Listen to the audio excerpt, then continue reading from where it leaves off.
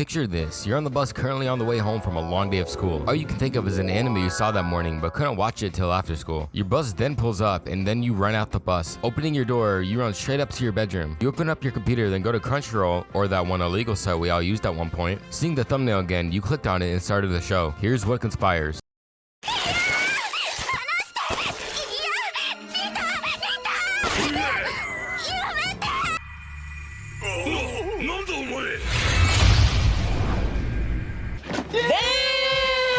Okay, grape scene in the first 20 seconds, not good. Oh no, a skeleton main character set in the fantasy world? That seems a little bit familiar. Oh my fucking god, he wears a suit to hide himself from being noticed as a skeleton. Well shit, this is Overlord, but worse in every aspect. But for real, what did you notice about how we figured out this was a terrible anime? You didn't catch it? That's okay, I'm here for you, bro. Rewind the tape!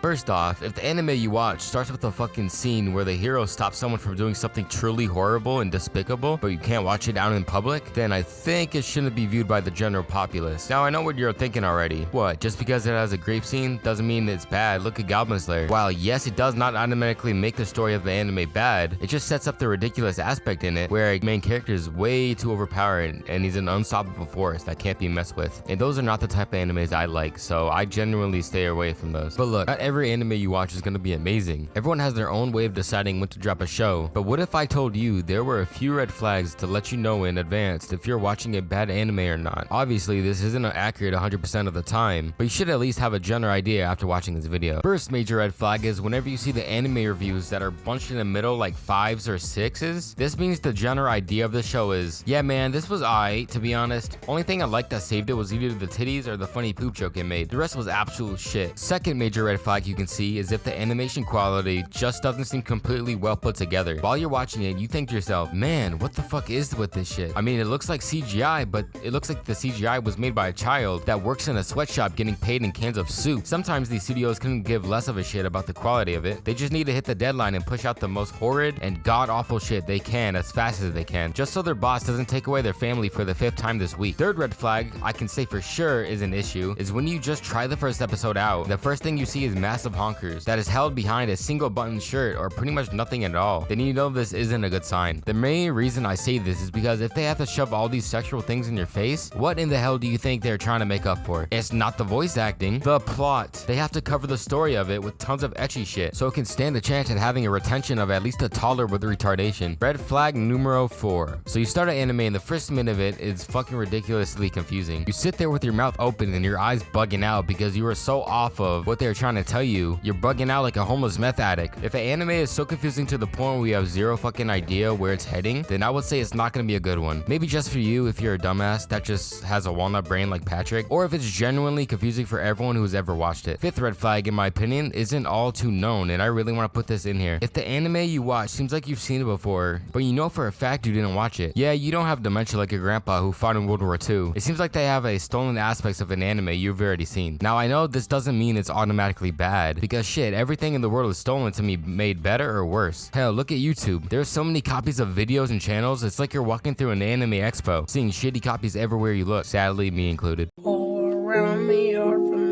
It really just means you can try to sit through it even if it feels familiar, but you need to look for the defining details that look you in the eye, and it says, I'm a shitty remake of this show. Then once you hear that, then you're fucking cooking off and going to watch something better. Sixth red flag would be when looking at the fan base and see if the reviews are extremely high or extremely low. If it's high as hell with 10s across the board, then holy shit, please be careful on the internet with what you say about it. You can go on about how the show was amazing and everyone was telling the truth about how good it was, but once you say something that is slightly off to the demon spawns, otherwise known as stands, your address will be leaked and your entire street will be carpet bombed by an oppressor Mark II from the whole fan base.